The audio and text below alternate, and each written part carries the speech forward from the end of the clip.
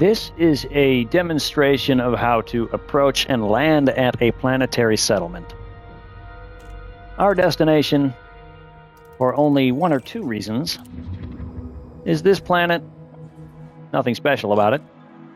This settlement, you'll note that the icon of this is like a futuristic city with some concentric circles for landing pads and all that. That icon will demonstrate that you can land at a settlement.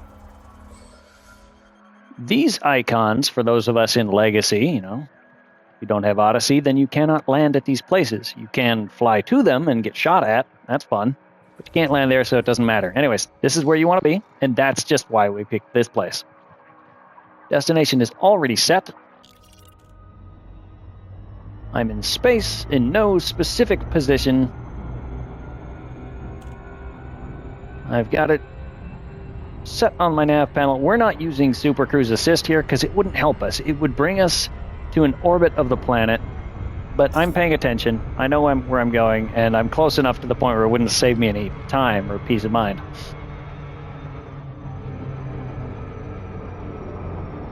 I'm watching for that timer to tick down to 7 seconds, and I'm slowing my approach to 75%.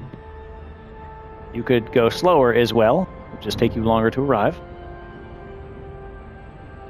Standard rules for approaches apply. That 7-second rule, if you have to do a loop of shame, fine. That's not a problem. Try not to crash into planets. I'm slowing now to 50% throttle. Not for the maneuverability, but because it gives me extra leeway to line up my approach as I want. Okay. Boat landing is a solid yellow circle. It's not dashed. So that means it's on this side of the planet. That blue ring is when we begin our orbital approach.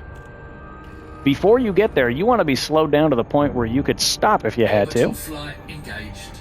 Don't go below that 60 when you hit the yellow line, or else you'll just drop right out. I'm slowing down even more. Maybe 30% here. Don't have to. It's just my own comfort. The approach angle to this doesn't matter. You could be anywhere within 60 to, I don't remember what it is, 10, 0, but 25 is fine. You can see the twinkly lights down below. Small planets will allow you to do that. Big planets, you won't see this thing until you're right next to it. Our speed was at 2.5 kilometers per second at the point of the drop. That's standard. That's kind of the ballpark you want to measure for when you set your approach speed in Super Cruise. Nice and quiet. Feels like the ship is under strain, but everything is doing fine. You can set your speed to whatever you want. Wouldn't matter. You're still going to fly at that 2.5 kilometers per second. I'm targeting, or I'm heading for above this place, because at a certain point your ship is going to have a vertical distance above the ground that's going to bring the cruise to a stop, and you're going to enter normal space. I want to be close enough for this to be a watchable video. Never mind the timer on the center of the screen. The 7-second rule doesn't apply anymore. Cruising down. All right. Just visually, because it's close enough to be there. Here we are. Dropped out at 10 kilometers. That's great. I'm going to turn on my night vision just so you have a better view of what's going on. DeLacy, Lima Bravo Tango. You're very welcome to this station, Commander. Priority access will be granted upon request. Once we're within 7.5 kilometers, we can request docking access. There it is. Okay, Commander. Proceed to landing pad 05. If you had a docking computer equipped and powered and all that, an advanced docking computer that is, you could just zero the throttle now and the whole thing will take you to the ground. We're not going to do that right now. So I'm looking at my compass on the bottom left underneath the U and fuel rats. That thing shows that my destination is ahead of me and slightly to the right. I'm guessing it's that orange blob right there. Landing pad 5. I'm just starting to make out that that's probably what that says. It's the only candidate that I can see for this. Now, something to know about these rings, about these ring settlements. They're not as common as you'd wish.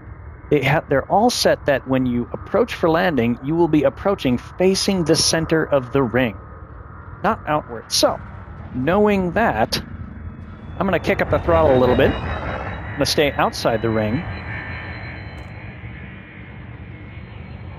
Landing gear's still up. I've got the shields to full just to give me a little bit more throttle control at full and half speed.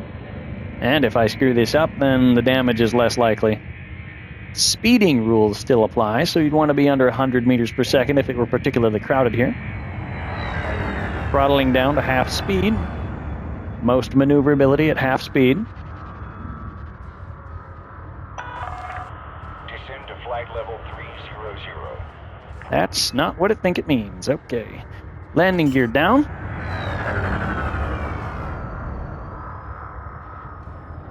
Engine stop. Level out. I'm going to turn off the night vision so we can see the HUD a little better. You can see that I'm pitched to 0 degrees. Oh, ballpark. Within, I don't know, 4 or 5 degrees is what you need. I'm going to use my vertical thrusters to bring me straight down. Scan doesn't mean anything.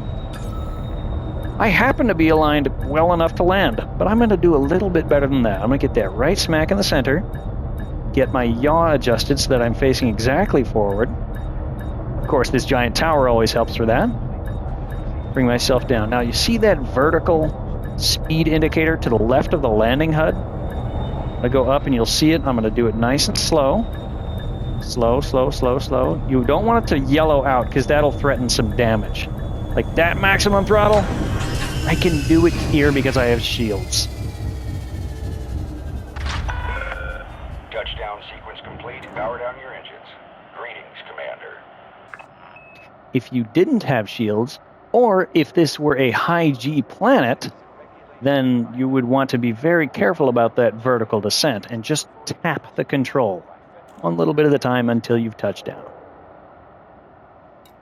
Launching from planets is a little bit more involved.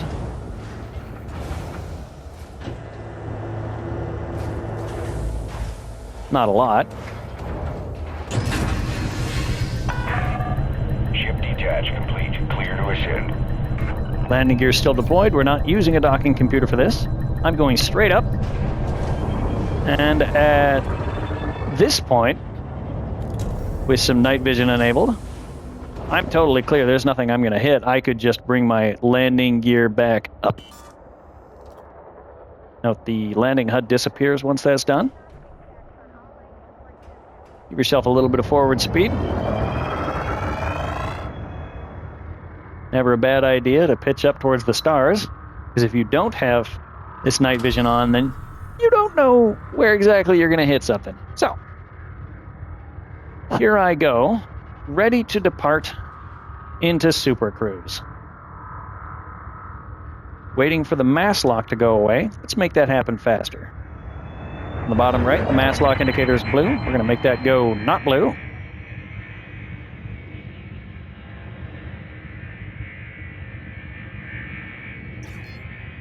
All right. At 39 degrees of pitch, I'm going to enable the frame shift drive. That's the one. Charging up. If you're on a high G world and you had a bad ship, you'd be heating up a lot right now.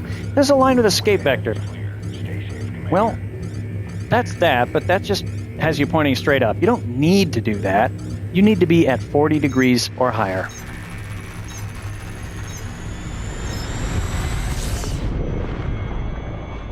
It's extremely rare that the angle of departure will in any way affect you. So long as you're up and pointed out, you're fine.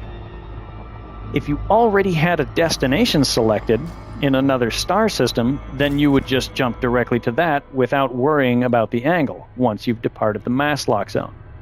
Now let's suppose we're going to go to this place for reasons. I can see that it's behind me.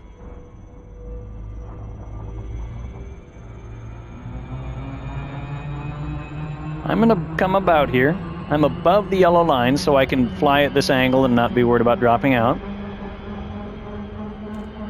If the planet were still in the way of this, this would appear as like a dotted yellow circle, and you just have to fly until it becomes visible, like now. I can start charging my frame shift drive. Once the center of that destination circle is outside of the yellow exclusion zone arc, you can look straight at it without worry of crashing into the planet, so to speak.